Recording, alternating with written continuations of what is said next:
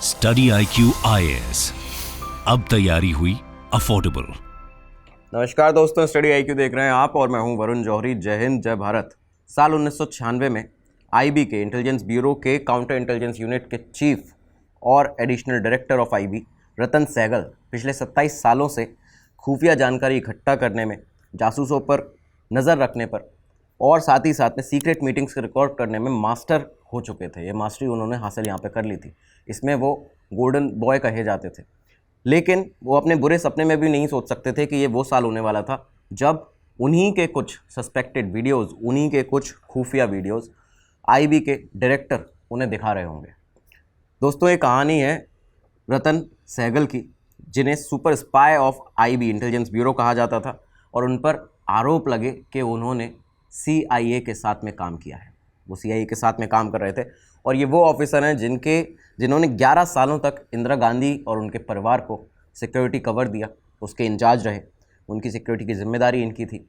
लेकिन उन पर यह संगीन आरोप लगना उस समय जब ये हुआ था तब पूरे देश भर को इसने हिला के रख दिया था। और आज भी ये वो केस है जिसके बाद इंडियन इंटेलिजेंस के ऊपर कई सारे सवाल खड़े होते हैं।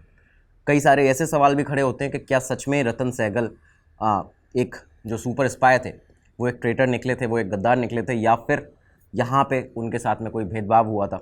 अगर उनके ऊपर ये चार्जेस लगाए गए थे कि CIA के साथ उनका इन्वॉल्वमेंट था तो फिर उन्हें प्रॉपर सज़ा क्यों नहीं दी गई। ये भी चार्जेस यहाँ पे सामने आते हैं, ये भी आरोप यहाँ पे सामने आते हैं, सवाल खड़े होते हैं कई सारे। और ये वो केस है जिसकी वजह से IB की फंक्शनिंग पर भी कई सारे सवाल खड़े हो जाते थे। और इसी के साथ में इंडो US इंटेलिजेंस कॉरपोरेशन, ये जो भारत और अमेरिका का इंटेलिजेंस कॉरपोरेशन था, इसके अंदर भी बहुत सारी दूरियां इस केस के बाद दिखाई दी थी। तो आज इस केस के बारे में बात करने वाले हैं। Ratan Sehgal case, IB additional director, super spy of IB। आखिर क्या था ये पूरा केस, कैसे CIA के साथ उनका संलिप्त उनको पाया गया था, किस तरह से पूरी कहानी थी, आज आपको बताने वाले हैं। तो इस एपिसोड को एंड तक ज़रूर देखिएगा और आपकी जो भी क्वेरीज़ हों, जो भी सवाल हों, आप इस वीडियो के कमेंट सेक्शन में पूछ सकते हैं। मुझसे मेरे सोशल मीडिया हैंडल्स पर भी जुड़ सकते हैं। ये आपकी UPSC के लिहाज से भी बहुत ज़्यादा इंपॉर्टेंट टॉपिक होने वाला है। आपको कई सारी यहाँ पे जानकारियाँ प्राप्त होने वाली हैं। इस एपिसोड को आप पूरा ज़रूर देखेगा। आप शुरुआत करते हैं आज के इस वीडियो की। तो साल 1987 में RAW के रिसर्च एंड एनालिसिस विंग के एक ऑफिसर हुआ करते थे, KV उन्नीकृष्णन। उनके ऊपर चार्जेस ये लगे थे, उन्हें एक्यूज़ पाया गया था CIA के साथ लिंक्स के लिए। सेंट्रल इंटेलिजेंस एजेंसी, जो कि अमेरिका की खुफिया एजेंसी है, उसके साथ में वो काम कर रहे थे मिलकर, और इसकी वजह से उन्हें अरेस्ट भी कर लिया गया था। लेकिन ये कोई पहला केस नहीं था, ना ही आखिरी होने वाला था। इंटेलिजेंस ऑर्गेनाइजेशंस कई बार इन्फिल्ट्रेट करती हैं दूसरी इंटेलिजेंस एजेंसीज़ के अंदर, वहाँ पे अपने लोगों को तैनात करती हैं या वहाँ के लोगों को अपना बनाने के लिए कुछ लालच देती हैं, किसी भी तरह से हनी ट्रैप में फंसाती हैं। कई सारे ऐसे केस देखने को मिले थे। CIA कोई अकेला ऐसा नहीं था, ISI भी इस तरह की चीज़ें करता है। और साथ ही साथ में CIA के बारे में ये कहा जाता है कि CIA हमेशा से पोचिंग करता हुआ आ रहा है, लगातार RAW के अंदर, रॉ के अंदर, IB के अंदर और नेशनल सिक्योरिटी काउंसिल सेक्रेटरीट के अंदर। तो ये चीज़ें सामने आती रही थी। लिस्ट काफ़ी लंबी थी ऐसे लोगों की जिनको पोच किया गया, जिनको CIA के साथ संलिप्त पाया गया। लेकिन इसमें एक और नाम शामिल होने वाला था, रतन सहगल। 1969 में ये IPS ऑफिसर जो थे रतन सहगल, उनका अपॉइंटमेंट होता है IB के अंदर, इंटेलिजेंस ब्यूरो के अंदर। उस वक्त इंडिया और US के कुछ जॉइंट वर्क्स ऐसे चल रहे थे जिनको रतन सहगल ने अपने करियर के शुरुआती पड़ाव में ही देख लिया था। अब जब यहाँ पे वो उन वर्क्स में शामिल थे तो वहाँ पे उनका कई सारे फॉरेन ऑफिसर्स के साथ में मिलना जुलना भी होता था। लेकिन लंबे समय तक IB में काम करते हैं यहाँ से 1969 से। उनकी इंटेलिजेंस स्किल्स के बारे में कहा जाता है कि वो काफ़ी ज़्यादा बेहद ज़्यादा अच्छी इंटेलिजेंस स्किल्स थी उनकी, और साथ ही साथ में खुफिया नज़र किसी पर बनाए रखने के लिए वो एक बहुत ही अच्छे शख्स माने जाते थे। और इसी के दौरान उनका इसमें जो IB थी उसके अंदर उनका प्रमोशन भी लगातार होता गया। अच्छा, इसी के साथ ये बताया जाता है कि रतन सहगल जो थे उनको गोल्फ़ खेलना बहुत ज़्यादा पसंद था। तो गोल्फ़ पसंद था और साथ में जैज़ सुनना बहुत पसंद था। उन्होंने सॉलिसिटर जो पूर्व सॉलिसिटर जनरल थे, सोली जे सोराब जी, उनके साथ मिलकर 1978 में दिल्ली में जैज़ सोसाइटी भी बनाई थी और साथ ही साथ में 1984 में जैज़ यात्रा भी ऑर्गेनाइज़ की थी। तो ये वो ऑफिसर थे जो कि कई बड़े लोगों के साथ उनका नाम शामिल था। इस समय वो VVIP जो कवर था, VVIP सिक्योरिटी इंचार्ज पूरे भारत के, वो भी थे।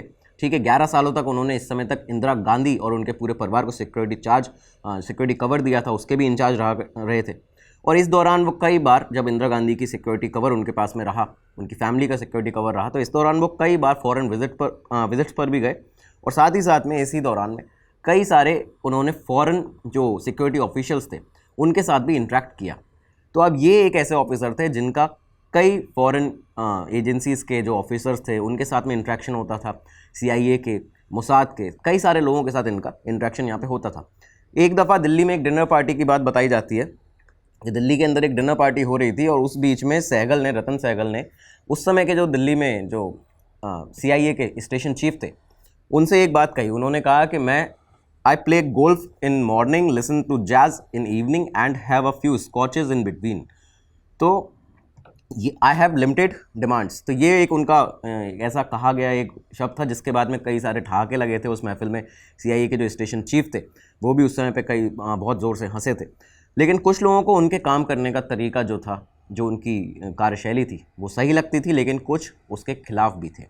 दोस्तों, इस दौरान रतन सहगल पर एक ऐसा एलिगेशन भी लगा था जो कि बहुत ही कम लोगों को पता है। ये एलिगेशन इस तरह से था कि इंदिरा गांधी की, जो उस समय भारत की प्रधानमंत्री थी, उनकी जो आखिरी विजिट होने वाली थी, एक तरह से उस समय किसी को नहीं पता था साल 1983 में कि अगले ही साल 84 में इंदिरा गांधी की हत्या कर दी जाएगी, उनको असैसिनेट कर दिया जाएगा। लेकिन ये उनकी US आखिरी विजिट होने वाली थी, वो अमेरिका जाने वाली थी और प्राइम मिनिस्टर की इस विजिट पे सिक्योरिटी कवर दिया जा रहा था रतन सहगल के द्वारा। तो वो भी यहाँ पे उनको लेके जाने वाले थे, उनके साथ में रहने वाले थे सारा टाइम। लेकिन हुआ क्या कि जब इंदिरा गांधी की विजिट खत्म होती, इंदिरा गांधी वापस भारत आ रही थी, उस समय पर रतन सहगल उनके साथ में वापस नहीं आए। रतन सहगल उनके साथ में वापस तो नहीं आए, लेकिन अपने 7 ऐसे बड़े सूटकेस जो थे उनके, ऐसे 7 बड़े सूटकेस जिसमें उनका पूरा पर्सनल लगेज था, उसको उनने उस VIP जो प्लेन था उसके अंदर रखकर भारत इंदिरा गांधी के साथ भेज दिया। इंदिरा गांधी के विमान में उनके 7 ऐसे सूटकेसेस रखे थे और ये ब्लू बुक रेगुलेशंस के विपरीत उन्होंने यहाँ पे किया था। वो वहाँ पे USA में रुक जाते हैं। भारत में रतन सहगल ने क्या किया कि हेल्प लेने के लिए कि एयरपोर्ट पर इसका जो लगेज जो पूरा है वो कस्टम ड्यूटी से बच जाए, इसके लिए उन्होंने क्या किया कि यहाँ पे जो IB ऑफिसर थे PC हल्दार जो बाद में चीफ भी बने IB के। तो PC हल्दार जो थे, जो रिस्पॉन्सिबल थे उस समय पे सिक्योरिटी के पूरा एयरपोर्ट पर, उनसे कहा कि आप इस लगेज को क्लियर करवा दीजिए, लेकिन PC हल्दार ने ऐसा करने से मना कर दिया। इसके बावजूद हैवी कस्टम ड्यूटी जो उस पूरे लगेज पर रतन सहगल के लगी हुई थी, उसको उन्होंने अपने PMO के अंदर जो रसूख उनका था, जो उनकी जान पहचान थी, उनका प्रभाव था, उसके चलते माफ़ करवा लिया और साथ ही साथ में कस्टम अथॉरिटीज़ को 1 पैसा तक रतन सहगल ने यहाँ पे नहीं दिया था। रसूख की बात करें तो बताते हैं कि रतन सहगल का appointment ministry of external affairs में कैसे हुआ, तो इसके बारे में बताया जाता है कि उन्होंने राजीव गांधी से कुछ इस तरह की ये बताया जाता है कि इस तरह के सोर्सेज लगवाए या इस तरह से उनसे कनेक्शन निकलवाया जो कि उनका डून स्कूल का कनेक्शन था। तो ये अपना एक इस तरह का कनेक्शन उन्होंने यहाँ पे निकलवाया था जिसके तहत उन्हें अपॉइंटमेंट मिल गई थी यहाँ से सीधा 5 साल के लिए जॉइंट सेक्रेटरी के पद पे मिनिस्ट्री ऑफ एक्सटर्नल अफेयर्स में। Joint secretary personal in ministry of external affairs यहाँ पे वो अपॉइंट हो चुके थे। तो ये उनका एक रसूख था, ये उनके कनेक्शंस थे जो उन्होंने अपनी इंडियन ब्यूरोक्रेसी में और पॉलिटिशियंस के साथ में बना लिए थे। अब ये जो अपॉइंटमेंट हुआ था इस पर कई सारे सवाल उस समय भी खड़े हुए। क्योंकि RANW research and analysis wing के गठन के बाद, जब research and analysis wing raw का जब गठन हुआ, इसके बाद में ये पद जो था ये लगातार में उन्हीं के अधिकारियों के पास रहता था, RANW के, जिसमें विदेश मंत्रालय जो मिनिस्ट्री ऑफ एक्सटर्नल अफेयर्स हैं उनके साथ में जो विदेशों में भारतीय मिशन पर रॉ के लोग तैनात हैं, तो उनके साथ संपर्क साधा जाता था, उनके साथ जो अधिकारी थे वो संपर्क करा करते थे। तो ये जो पद था वो रॉ के पास रहता था, लेकिन यहाँ पे IB के रतन सहगल का अपॉइंटमेंट हो जाता है। ठीक है, इसके बाद जब इनका ये 5 साल का टेन्योर जो था वो ख़त्म होता है joint secretary as a joint secretary in ministry of foreign affairs. Sehgal ने इसके बाद इस समय पर भी बताया जाता है कि कई सारे फॉरेनर्स के साथ, कई सारे ऐसे बड़े फॉरेन ऑफिसर्स के साथ में इंट्रैक्शन किया जो कि उन्होंने अपने इस 5 साल के दौरान में किया था।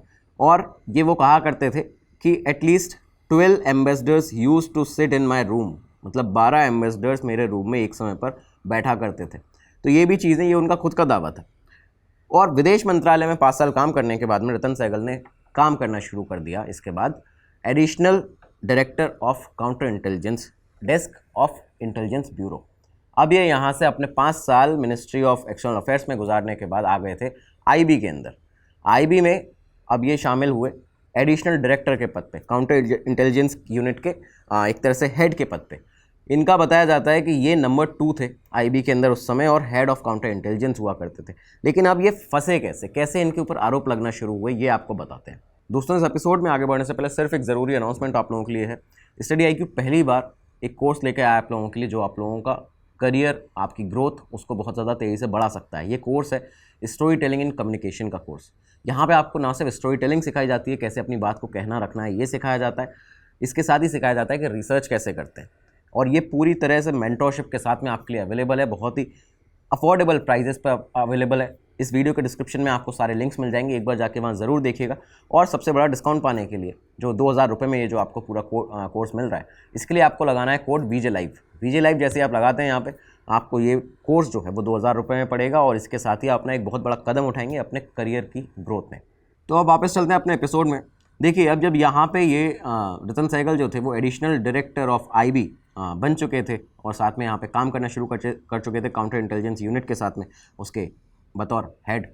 तो 1994 की बात बताई जाती है, जब रतन सहगल ने इस पद पर एक्सटेंशन लेना चाहा था, और एक्सटेंशन पाने की कोशिश में उन्होंने अपनी अर्जी डाली थी। तब उस समय के जो तत्कालीन उस समय के कैबिनेट सचिव हुआ करते थे, जिनका नाम था जफ़र सैफुल्ला, तो उन्होंने इस एक्सटेंशन पर एक तरह से उन्हें डाउट हुआ था, और जब उन्हें इस पर डाउट हुआ तो उन्होंने रतन सहगल को मिलने के लिए बुलाया, उनसे मिलने की मांग की। सैफुल्ला ने जब पहली बार रतन सहगल से जब वो मिले थे इस दौरान में, तो उन्होंने सहगल से पूछा कि आप अपनी पिछली उपलब्धियों के बारे में बताइए, आपने पिछले क्या क्या आपके अकम्पलिशमेंट्स हैं, क्या आपके अचीवमेंट्स हैं, उनके बारे में बताइए।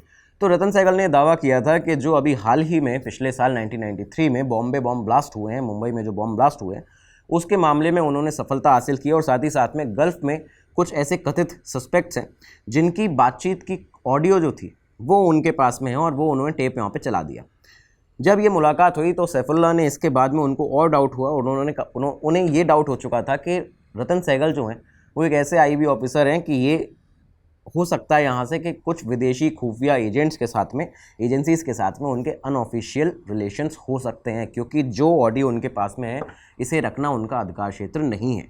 तो ये यहाँ पे बात वहाँ से सामने आई थी। उन्होंने इस घटनाक्रम के बारे में कभी कोई शिकायत या कभी इसको दर्ज नहीं किया सैफुल्ला ने, जो कैबिनेट सचिव थे उस समय पे, लेकिन उन्होंने रतन सहगल को IB में बनाए रखने का जो निर्णय था उसको यहाँ पे खारिज कर दिया था। एक तरह से उसको बनाए रखने के बजाय उन्होंने रतन सहगल को मध्य प्रदेश में जो उनका मूल IPS कैडर था उसमें वापस भेजने की सिफारिश कर दी थी। तो उन्होंने यहाँ से इसके लिए अर्जी डाल दी थी, जो कैबिनेट सचिव थे उन्होंने खुद से ही।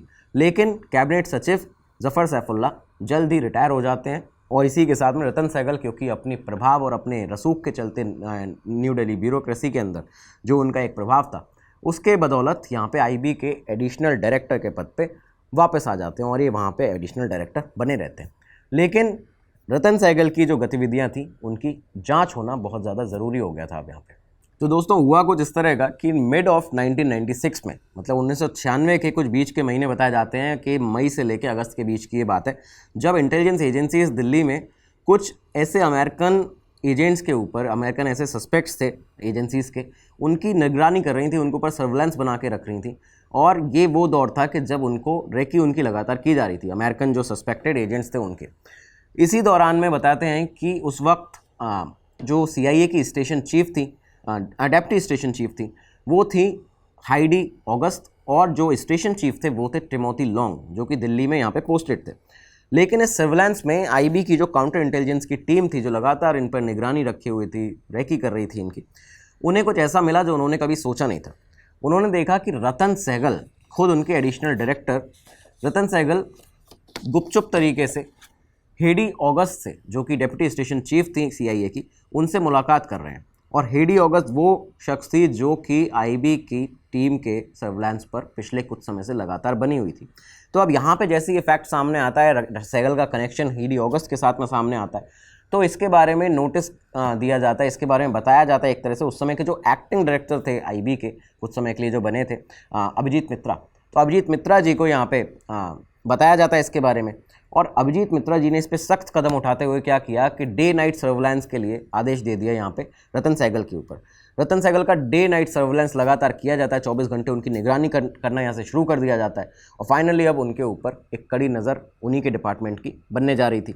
ये क्यों किया गया था? क्योंकि CIA ऑपरेटिव के साथ ये जो उनका संपर्क था ये पूरी तरह से गुप्त था, सीक्रेट था और साथ ही साथ में DIB यानी डायरेक्टर ऑफ IB की यहाँ पे कोई मंजूरी नहीं थी इसके लिए, उनकी मंजूरी के बिना ये किया जा रहा था। शुरुआत में सहगल को यहाँ पे कुछ भी बताया नहीं गया, उन्हें कभी भी ऐसा चेताया भी नहीं गया कि आप ऐसी हरकतें क्यों कर रहे हैं, आप क्यों मिल रहे हैं यहाँ पे US एम्बेसी के लोगों से लगातार, और वो भी आउट ऑफ द बॉक्स आप जाके कहीं अलग अनऑफिशियल मीटिंग्स यहाँ पे कर रहे हैं उनसे। लेकिन यहाँ पे उनको कभी भी इसके बारे में बताया नहीं गया, एक क्योंकि हमें यहाँ पे ज़रूरत थी कॉन्क्रीट एविडेंसेस की, वेट किया जा रहा था कॉन्क्रीट एविडेंसेस का कि कभी रतन सहगल कोई इन्फॉर्मेशन या कोई डॉक्यूमेंट यहाँ पे पास तो नहीं कर रहे हैं एजेंसी का, भारत का US को। इस बीच में जब हाइडी ऑगस्ट थी तो उन्हें यहाँ से ट्रांसफ़र कर दिया था, US मिशन जो उनका था वो यहाँ से दिल्ली से उन्हें ट्रांसफ़र कर दिया जाता है। अगली उनके जगह पर जो लेडी डिप्लोमेट आई थी उसका नाम था सुसान ब्राउन। तो सुसान ब्राउन ये जो थी, रतन सहगल ने सडनली यहाँ पे जब सुसान ब्राउन दिल्ली में आई अपने डेप्यूटी जो स्टेशन चीफ बनी थी CIA की US के लिए, तो यहाँ पे उनके लिए रतन सहगल ने अपने जूनियर्स को एक आदेश दिया था और ये आदेश इस तरह का था, उन्होंने कहा अपने जूनियर्स से कि आप इसके ऊपर अभी सर्विलांस मत करिए। क्यों मत करिए? क्योंकि ये जो शख्स है जो सुसान ब्राउन है वो अभी अभी दिल्ली आई है, उसके लिए दिल्ली भी नया है, वो यहाँ के बारे में कुछ नहीं जानती है और उसके लिए वो अनअवेयर ऑफ टोपोग्राफी है, मतलब वो यहाँ की कोई ना किसी रास्ते को जानती है ना कुछ जानती है, उसको इस सिटी के साथ में घुलने मिलने में समय लगेगा। तो अगर हम अभी उसकी रेकी करते हैं तो ये एक तरह से हमारे लिए यूजलेस होगा, मतलब हमारे लिए वर्थ वाइल नहीं होगा अगर हम यहाँ पे इसके ऊपर सर्विलांस करते हैं। तो इसके लिए जब उन्होंने कहा तब भी फिर से उन पर शक हुआ कि आखिर ये ऐसा यहाँ पे आदेश क्यों दे रहे हैं कि डिप्टी स्टेशन चीफ CIA जिसके ऊपर हमें शक है, तो उसके बारे में हम क्यों यहाँ पे ना उस पर सर्विलांस करें। ठीक है, इसके बाद लगातार ये जो सर्विलांस लेकिन रतन सहगल के ऊपर चल रहा था, जो कि डे एंड नाइट सर्विलांस चल रहा था, इसके तहत मई 1996 में ये डिटेक्ट किया जाता है, ये देखा जाता है कि रतन सहगल 2 लेडी डिप्लोमेट से मिलते थे। 2 लेडी डिप्लोमेट्स थीं जो कि अमेरिकन एम्बेसी की डिप्लोमेट्स हुआ करती थीं और ये दोनों ही वही थी जिनके बारे में हमने आपको बताया, एक थी हाइडी ऑगस्ट और एक थी सुसान ब्राउन। और ये मुलाकात इन लोगों की होती थी दिल्ली के एक लग्जरी होटल में जिसका नाम था होटल एम्बेसडर, और दिल्ली में इस होटल में इनकी मुलाकात होती थी। ठीक है, इसी के साथ में यहाँ पे उन्हें वीडियो टेप भी किया गया। वीडियो टेप किया जाता है कब? जब ये रिसीव कर रहे थे इन दोनों लेडी डिप्लोमेट से 2 बड़े पैकेट्स थे जो कि वो लेडी डिप्लोमेट्स इन्हें दे रही थी और रतन सहगल उन्हें ले रहे थे। तो इसको वीडियो टेप भी कर लिया गया था हमारे एजेंट्स के द्वारा, जो IB के एजेंट्स थे। इसी के साथ में इसके बाद क्या होता है, एक बार फिर से इन्हें डिटेक्ट किया जाता है एक मेल डिप्लोमेट के साथ US एम्बेसी के, और ये मेल डिप्लोमेट था टिमोथी लॉन्ग जो कि स्टेशन चीफ था। ठीक है, तो यहाँ पे US एम्बेसी में।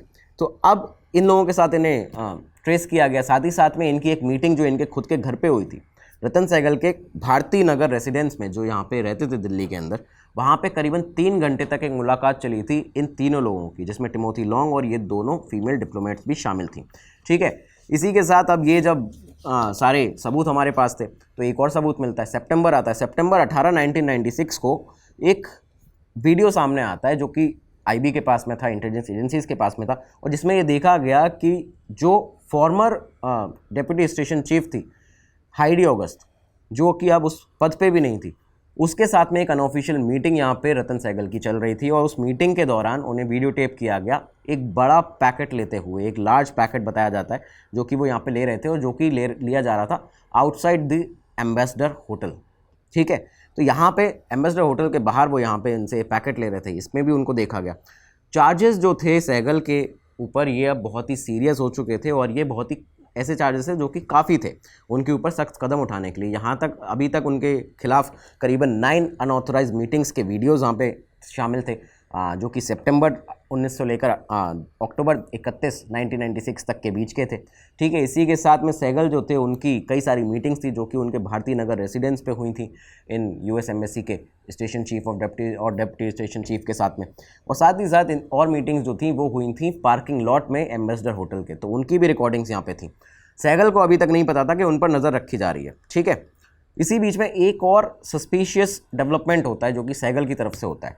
हुआ क्या था कि सहगल उस समय पे जाने वाले थे भारत के उस समय जो प्राइम मिनिस्टर थे HD देवगौड़ा, तो देवगौड़ा के साथ में इटली की विजिट पर जाने वाले थे, उनका सिक्योरिटी कवर उनके पास में था और ये अक्टूबर 1996 की बात है। सहगल को पूरे समय प्राइम मिनिस्टर के साथ में रहना था, उन्हें अकम्पनी करना था, लेकिन क्योंकि वो ऑब्वियसली सीधी सी बात है क्योंकि वो हेड ऑफ सिक्योरिटी थे प्रधानमंत्री की, तो उनको यहाँ पे उनके साथ में रहना चाहिए था पूरे टूर पे। लेकिन क्या होता है यहाँ पे कि सहगल रुक जाते हैं रोम में। रोम में रुक जाते हैं और देवगौड़ा उस समय पे, जब ये रोम में रुके हुए थे उस समय पे देवगौड़ा वेनिस विजिट कर रहे थे, वो वेनिस में थे बाकी अदर ऑफिशियल्स के साथ में, सिक्योरिटी पर्सनल्स के साथ में। ये इल्ज़ाम लगाया जाता है, ये आरोप लगा था इस समय पर भी रतन सहगल के ऊपर कि वो रोम में इसलिए रुके थे क्योंकि वहाँ पे CIA के स्टेशन ऑफिसर से रोम के अंदर मुलाकात कर रहे थे। तो एक और बड़ा आरोप, जब उनकी रिकॉर्डिंग्स IB के पास में आ रही हैं, जब IB को पता है कि ये अनऑफिशियल मीटिंग्स कर रहे हैं CIA के लोगों के साथ में, उस समय पर यह पता चल चुका था कि रतन सहगल प्राइम मिनिस्टर का कवर छोड़कर रोम में रुक गए हैं जब प्राइम मिनिस्टर वेनिस में है। तो अब IB का जो शक था इंटेलिजेंस ब्यूरो का, वो पुख्ता हो चुका था। अब तक ओवरऑल 10 रिकॉर्डिंग्स ऐसी थी, 10 मीटिंग्स ऐसी थी जो कि सर्वेलेंस किया गया था टीम के द्वारा, और जो कि IB के डायरेक्टर थे उनको ही बता दिया गया था। अच्छा, इस बीच में IB के नए डायरेक्टर भी बने थे। नए डायरेक्टर बनते हैं अरुण भगत, और अरुण भगत जब आए तो उन्होंने भी सख्ती दिखाई इस पूरे केस पर और रतन सहगल के ऊपर, और ज़्यादा सर्वेलेंस कराया गया। और इसके साथ में और सारी कुछ वीडियोस निकाली जाती हैं, जब जिन वीडियोस में, जो कि बिना ऑडियो की वीडियोस थी, उनमें ऑडियो नहीं था, लेकिन उन वीडियोस में साफ दिखाई दे रहा था कि रतन सहगल कई अलग अलग सोशल फंक्शंस में भी, कई यहाँ तक कि दिवाली पार्टी में भी US डिप्लोमेट्स के साथ में खड़े हुए बात करते हुए अलग अलग तरीके से कहीं पे नज़र आ रहे हैं। ठीक है, इसके साथ में हमारे पास में MS द होटल की रिकॉर्डिंग्स थी, और उनके घर का भारती नगर रेसिडेंस जो उनका था वहाँ का, उसकी भी रिकॉर्डिंग्स थी, दोनों, ये तीनों US डिप्लोमेट्स के साथ में। तो चार्जेस पूरी तरह से सफिशिएंट थे। अब इस पर सिर्फ एक्शन लेने की देर थी। अब क्या हुआ, उस समय जो डायरेक्टर ऑफ IB थे अरुण भगत USA जाने वाले थे अक्टूबर में। अक्टूबर का वो महीना था 1996, जब ये USA जाने वाले थे एक मीटिंग अटेंड करने के लिए, जो कि होने वाली थी international association of chief of police, जो कि एरिजोना में, फिनिक्स में होने वाली थी। इस मीटिंग के लिए वो अटेंड करने जाने वाले थे। इस मीटिंग के बाद अरुण भगत ने क्या किया कि होम सेक्रेटरी जो के पद्मनाभिया होते थे उस समय पे, होम सेक्रेटरी के पद्मनाभिया से परमिशन मांगी कि वो CIA के जो चीफ हैं उनसे मिलना चाहते हैं वाशिंगटन में। तो उन्हें परमिशन यहाँ से भारत की तरफ से, होम सेक्रेटरी की तरफ से दी जाए, लेकिन यहाँ पे इस परमिशन को डिनाई कर दिया जाता है के पद्मनाभिया के द्वारा, क्योंकि उन्होंने कोई एजेंडा, अरुण भगत ने होम सेक्रेटरी को एक तरह से डिस्क्राइब नहीं किया था, उन्हें कोई एजेंडा डिस्क्लोज यहाँ पे नहीं किया था कि वो क्यों यहाँ पे मिलना चाहते हैं CIA के चीफ से। और साथ ही साथ में IB जो है, बताया ये जाता है, और ये जो रेगुलेशंस हैं उसके अकॉर्डिंग ये कहते हैं कि IB जो है वो they are not suppose to meet CIA officials, वो CIA ऑफिशियल्स से नहीं मिल सकते हैं। ये काम RNW का है, रॉ का है, और साथ ही साथ में जो IB है वो FBI के साथ में लाइज कर सकती है, वो FBI के साथ में यहाँ पे मिल सकती है। तो अब जब अरुण भगत को यहाँ पे, डायरेक्टर ऑफ IB को यहाँ पे होम सेक्रेटरी से जब परमिशन नहीं मिलती, तो वो उस समय के होम मिनिस्टर इंद्रजीत गुप्ता, उनसे जाके परमिशन मांगते हैं, उन्हें कांटेक्ट करते हैं, वहाँ पे जाके उनसे परमिशन मांगी जाती है, और उन्हें फाइनली ये बताया जाता है कि आखिर वो क्यों मिलना चाहते हैं CIA के चीफ से वाशिंगटन में। उन्हें बताया जाता है, होम मिनिस्टर को, गृह मंत्री को, कि रतन सहगल एडिशनल डायरेक्टर हैं IB के, उनकी संलिप्तता पाई गई है, उनकी उसके बारे में उन्हें जानकारी है, उनकी संलिप्तता पाई गई है CIA के साथ में, तो उसके बारे में उन्हें जानकारी जुटानी है, जिसकी वजह से वो CIA चीफ से मिलना चाहते हैं। गृह मंत्री से यहाँ से अनुमति मिल जाती है। गृह मंत्री ने जैसी अनुमति दी, अरुण भगत पहुँच जाते हैं सीधा लैंगले जो कि CIA का हेडक्वार्टर है, और वहाँ पे बताया जाता है पूरा एक दिन वो वहाँ पे रुके, और US के जो CIA के जो बहुत ही सीनियर CIA के ऑफिसर्स हैं, उनसे रतन सहगल के बारे में उन्होंने जानकारी हासिल की। लंदन के इस समय पर एक डेली न्यूज़पेपर में एक खबर भी छपी थी। ये खबर कुछ इस तरह से थी, जब बताया गया था कि CIA के एक रूसी जासूस ने, CIA में एक मोल है, एक ऐसा रूसी जासूस है जिसने कि 1996 के मध्य में भारत सरकार को ये सूचित किया था कि नई दिल्ली में US एम्बेसी के अंदर जो CIA के कवर में काम करने वाली 2 लेडी डिप्लोमेट्स हैं, वो उन दोनों के माध्यम से एक IB के ऑफिसर को, रतन सहगल को, CIA में भर्ती कराया जा रहा है। और ये जो खबर थी, जब ये यहाँ से फैली थी और उस समय पर इसको पढ़ा गया था, तब ये सामने आया था, ये सोचा गया था कि क्या IB को ये जो पूरी खुफिया इन्फॉर्मेशन है रतन सहगल के बारे में, क्या वो खुद से मिली है, क्या वो उन्होंने खुद से उसको काउंटर इंटेलिजेंस जो उनकी यूनिट है उसने काम करके निकाला, या फिर किसी रूसी खुफिया सूचना विभाग से यहाँ से उनको ये इन्फॉर्मेशन दी गई है। तो इस बात पे भी कुछ शंकाएं उठी थी, लेकिन बात यहाँ पे ये थी कि ये बात साफ हो चुकी थी एक तरह से कि रतन सहगल का CIA के कुछ डिप्लोमेट्स के साथ में अनऑफिशियल मीटिंग्स लगातार चल रही हैं, और कुछ अलग उनके दिमाग में यहाँ पे चल रहा है। इसी के साथ IB के जो डायरेक्टर थे अरुण भगत, वो अपनी जांच के बाद भारत वापस आते हैं, और उसके बाद ये दिन था 12 नवंबर 1996 का।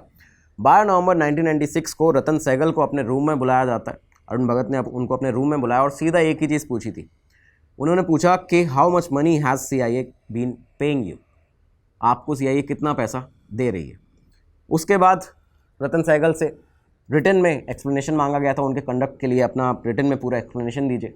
साथ ही साथ में जब अरुण भगत ने उनसे इंक्वायरी करना शुरू किया, जब उनसे पूछा कि आप आखिर क्यों मिल रहे थे CIA के ऑफिशियल से, तो उन्होंने कहा कि मैं उनसे नहीं मिल रहा था और ये सिर्फ एक इस तरह की जो रैंडम मीटिंग्स होती हैं, जैसे कि कोई चांस मीटिंग्स हैं किसी सोशल गैदरिंग में, किसी सोशल फंक्शन में, तो वो ऐसी मीटिंग्स थी, मैं उनसे अलग से जाके नहीं मिल रहा था। IB के जो डायरेक्टर थे उन्होंने सहगल को 9 वीडियोस दिखाए, जो 9 वीडियो IB के पास में थे, उनकी काउंटर इंटेलिजेंस की टीम के पास में थे। फोटोज़ दिखाए, फोटोग्राफ्स दिखाई, साथ ही साथ में वीडियोस दिखाए। तो इस पर उन्होंने क्लेम किया कि ये मेरे असाइनमेंट का पार्ट था। रतन सहगल ने क्लेम किया कि ये तो बस ये है कि मेरे असाइनमेंट का पार्ट था, इसलिए मैं ये सब कर रहा था। उसका उन्हें और ग्रिल किया गया, और ज़्यादा उनसे पूछताछ की गई। तब उनसे पूछा गया कि ये जो 2 पैकेट आपको मिले थे, जो उस वीडियो में भी दिख रहे हैं, तो जो 2 पैकेट आपको मिले थे ये क्या था? तो उन्होंने, रतन सहगल ने कहा कि ये गोल्फ की बॉल्स हैं और साथ ही साथ में कुछ वाइन की बॉटल्स हैं, इसके अलावा और कुछ भी नहीं। लेकिन इसके बाद जब उनसे और पूछताछ की गई about the place of meetings जहाँ पे वो मिलते थे, सेल्फ ड्रिवन कार्स के वो अपने ड्राइवर को छोड़ के खुद से गाड़ियाँ चला के जाते थे, सस्पिशियस टर्न्स लेते थे, parking of vehicle, parking lot में मुलाकात जो थी, साथ ही साथ जो उनके डिनर्स थे, होटल की मीटिंग्स थी, तो बताया जाता है, ये रिपोर्ट सामने आती है, ये मीडिया में भी छपा है कई बार, कि इसके बाद ही रतन सहगल एक तरह से ब्रोक डाउन हो गए थे, वो इसके बाद टूट चुके थे और तब उन्होंने जाके एक्सेप्ट किया कि हाँ वो यहाँ पे मीटिंग इन लोगों से करते थे। एक ऐसे सीनियर IB ऑफिसर के लिए जो कि काउंटर इंटेलिजेंस यूनिट को हेड कर रहे थे, साथ ही साथ में इंदिरा गांधी की जो सिक्योरिटी थी वो 11 सालों तक करीबन उनके पास में रही थी, इंदिरा गांधी उनके परिवार की, ऐसे ऑफिसर के ऊपर ये चार्जेस लगना CIA के साथ इन्वॉल्वमेंट के बहुत ही ज़्यादा संगीन चार्जेस थे, जिसने पूरे इंटेलिजेंस जो एक तरह से डिपार्टमेंट था उसको भी हिला के रख दिया था। इसके बाद सहगल के घर की तलाशी ली जाती है। उसी दिन 12 नवंबर को रात के करीबन 11 बजे से लेकर 4 बजे तक सुबह, इन पूरे 5 घंटों तक यहाँ पे तलाशी ली गई। लेकिन 5 घंटों के बाद भी कोई भी ऐसा बड़ा सबूत यहाँ पे हाथ में नहीं लगा था रतन सहगल के खिलाफ में। ठीक है, 2 दिन बाद 14 नवंबर को रतन सहगल से पर्सनली फिर से पूछताछ की जाती है, उनसे फॉर्मली क्वेश्चन किए गए IB के 4 ऑफिसर्स के द्वारा। इन 4 ऑफिसर्स में से आपको बता दें 2 ऑफिसर ऐसे थे जो कि रतन सहगल से छोटे थे, यानी कि उनसे जूनियर थे डिपार्टमेंट के अंदर। छानबीन चलती रही एविडेंसेस खोजने के लिए, लेकिन कुछ जर्नलिस्ट बताते हैं कि जो ऐसे जर्नलिस्ट जो कि IB के सोर्सेज हैं, कुछ जर्नलिस्ट के, और साथ ही साथ में रतन सहगल से काफ़ी ज़्यादा क्लोज थे, तो उन्होंने बताया कि जब ये छानबीन चलती रही कुछ ज़्यादा मिल नहीं रहा था, लेकिन इस बीच में IB के जो डायरेक्टर थे उस समय अरुण भगत, उन्होंने 17 नवंबर की रात को एक डिनर के लिए यहाँ पे बुलाया अपने रेसिडेंस पे रतन सहगल को, और रतन सहगल से यहाँ पे उन्होंने डायरेक्टली उन्हें चूज़ करने के लिए 2 ऑप्शन दिए थे। उन्होंने कहा कि 30 मिनट है आपके पास और आपको ये चूज़ करना है कि या तो आप रिज़ाइन कर रहे हैं या फिर आपको डिटेंशन दिया जा रहा है, आपके ऊपर डिटेंशन किया जा रहा है under national security act NSA। ठीक है, या तो आप पे NSA लगेगा या तो आप रिज़ाइन करेंगे। कोई और ऑप्शन यहाँ पे रतन सहगल के पास में बचा नहीं था। वो अपने घर पे वापस लौटे और इसके बाद अपने खुद ही उन्होंने अपना जो वॉलंटरी रिटायरमेंट है, प्री मैच्योर रिटायरमेंट जिसको कहते हैं, तो ये यहाँ पे उन्होंने अपना टाइप करके सबमिट कर दिया। इस स्पाई स्कैंडल ने पूरे डिप्लोमेटिक सिस्टम को, इंडियन इंटेलिजेंस को, डिप्लोमेटिक सर्कल्स को, चाहे वो न्यू दिल्ली में हो या फिर वॉशिंगटन में हो, इंडिया और US के जो इंटेलिजेंस कॉपरेशन जो रिलेशंस थे, उनको एक तरह से शॉक करके रख दिया था और ये बहुत बुरी तरह यहाँ पे बिगड़ भी चुके थे। हालांकि इसके पहले भी ऐसे कुछ केस हो चुके थे, लेकिन ये एक बड़ा केस था। एडिशनल डायरेक्टर ऑफ IB का नाम यहाँ पे सामने था। ठीक है, गवर्नमेंट के ऊपर भी, उनकी फंक्शनिंग के ऊपर भी कई सारे सवाल यहाँ पे खड़े हुए कि कैसे आखिर गवर्नमेंट यहाँ पे इतने सेंसिटिव नेचर के केस को कितने बेसिक तरीके से यहाँ पे रन करती है, कितने बेसिक उसके फंक्शंस पे हैं यहाँ पे, और साथ ही साथ में देश की premier undercover intelligence agency के ऊपर, IB के ऊपर भी यहाँ पे कई सारे सवाल खड़े हो चुके थे। अच्छा, इसके बाद क्या हुआ, होम मिनिस्टर इंद्रजीत गुप्ता जो थे उस समय पे भारत के, उन्होंने ये कन्फर्म किया कि रतन सहगल ने रिज़ाइन करने का खुद से प्रस्ताव दिया है। उन्होंने खुद से रिज़ाइन करने को यहाँ पे कहा है, वॉलंटरी रिटायरमेंट वो ले रहे हैं, और ये कंफर्म किया कि जो 2 ऑफिसर्स थे जो कि US एम्बेसी में पोस्टेड थे CIA के न्यू दिल्ली के अंदर, जो अंडर कवर थे CIA के, इन दोनों को ही कह दिया गया है कि आप भारत छोड़ के अब जा सकते हैं। तो इन दोनों US के जो डिप्लोमेट्स थे, जिनकी वजह से रतन सहगल का नाम जिनके साथ शामिल था, उन लोगों को भी यहाँ से भारत छोड़ने के लिए US वापस जाने के लिए कह दिया गया था। IB ने इसके बाद अगले ही कुछ दिनों में 18 नवंबर की बात बताई जाती है, 18 नवंबर 1996 को IB ने एक लेटर जो था वो मिनिस्ट्री ऑफ होम अफेयर्स को दिया, जिसमें उन्होंने बताया कि the officer was not facing any vigilance departmental inquiry and therefore his request for voluntary retirement is accepted. ठीक है, तो यहाँ पे रिटायरमेंट एक्सेप्ट कर लिया गया था, वॉलंटरी रिटायरमेंट उनसे दिलवाया गया था रतन सहगल से। और इसके साथ ही रतन सहगल जो थे, बताया ये जाता है, जो स्पेकुलेशन लगाए जाते हैं कि आखिर ये कब CIA के संपर्क में आए होंगे, तो इसके बारे में कहा जाता है कि जब वो MEA में वर्क कर रहे थे, यानी कि मिनिस्ट्री ऑफ एक्सटर्नल अफेयर्स में वर्क कर रहे थे, जब उनको वेरियस अलग अलग मिशंस पर जाना होता था अब्रॉड फॉरेन कंट्रीज़ में, उस समय पर शायद CIA ने उन्हें रिक्रूट कर लिया था, वो उस समय से उनके साथ में काम करने लगे थे। खैर, यहाँ से जनवरी 1997 आ जाता है, अगला साल आ गया, एक साल पूरा निकल चुका था। जनवरी 1997 में RANW के रिसर्च एंड एनालिसिस विंग के चीफ ने एक नोट भेजा था गवर्नमेंट ऑफ इंडिया को। उन्होंने एक नोट भेजा गवर्नमेंट ऑफ इंडिया को, और ये इसीलिए भेजा गया था बेसिकली क्योंकि हाल ही में रतन सहगल का ये जो केस हुआ था IB के एडिशनल डायरेक्टर का, उसकी वजह से ये नोट यहाँ पे भेजा जाता है, जिसमें सजेस्ट किया जाता है गवर्नमेंट ऑफ इंडिया को कि इंटेलिजेंस ब्यूरो को एक तरह से उन पर रोक लगाई जाए किसी भी फॉरेन इंटेलिजेंस एजेंसी के लोगों के साथ में इंटरेक्ट करने के लिए, क्योंकि वो यहाँ पे ऐसा नहीं कर सकते, ये यहाँ पे कहा गया था। कि दूसरी रिकमेंडेशन ये थी RANW के उस नोट में कि डिटेल अकाउंट यहाँ पे दिए जाएं फॉरेन कनेक्शंस के, IB ऑफिशियल के क्या क्या फॉरेन कनेक्शंस हैं, वो लोग किन किन लोगों से यहाँ पे उनकी नज़दीकियाँ हैं और मुलाकात होती है, इसके बारे में इन्फॉर्मेशन दी जाए। और साथ ही साथ में फ्रीज़ किया जाए सारे इंट्रैक्शंस को इंटेलिजेंस एजेंसीज़ और अपेक्स बिजनेस चैम्बर्स के बीच में, जैसे कि FICCI और CCI। तो ऐसे जो अपेक्स बिजनेस चैम्बर्स हैं, इनके बीच में और IB के बीच में जितने भी इंट्रैक्शंस हैं उनको यहाँ पे फ्रीज़ कर दिया जाए।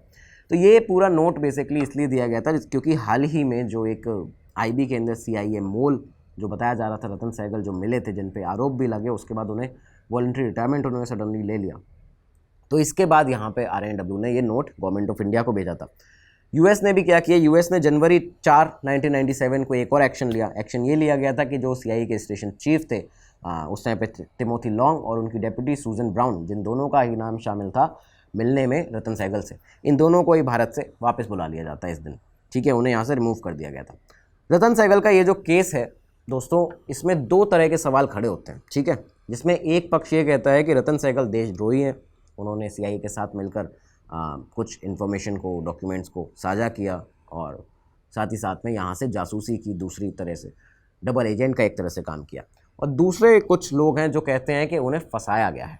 अब ऐसा क्यों कहा जाता है? देखिए, रतन सहगल एक तरह से अगर देखा जाए तो IB का जो प्रोसिक्यूशन उनके ऊपर होना चाहिए था, क्योंकि CIA के साथ उनके लिंक्स थे, उससे वो पूरी तरह से बच जाते हैं। ठीक है, उनके ऊपर कुछ बड़ा एक्शन नहीं लिया जाता, उनके ऊपर ना ही NSA लगा, नेशनल सिक्योरिटी एक्ट लगा, ना ही कोई और एक्शन लिया गया।